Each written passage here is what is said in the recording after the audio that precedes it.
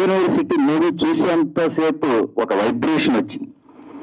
ఎందుకంటే విద్యార్థులు కానీ అధ్యాపకులు కానీ మాలాంటి ఉపాధ్యాయ ఉద్యమ నాయకులు కానీ అనేక వందలు విద్యా సంస్థలు తిరిగి యూనివర్సిటీ తిరిగిన వాళ్ళము దైనందిక ఇప్పుడు ఏవైతే సమస్యలు ఉంటాయో యాజ్ ఇట్ ఈజ్ గా ఈ మూవీలో చూపించడం వల్ల ప్రతి ఒక్కరూ నాతో పాటు అందరూ కనెక్ట్ అయిపోతారు.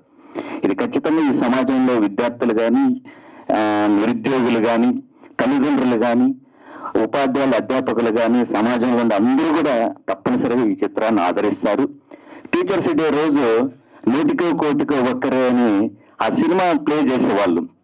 ఇప్పుడు టీచర్స్ డేకి అదనంగా వందనం పాదాభివందనము ఈ పాట కూడా చిరస్థాయిగా నిలిచే విధంగా తీయడం అనేది చాలా హృదయాన్ని హత్తుకునింది.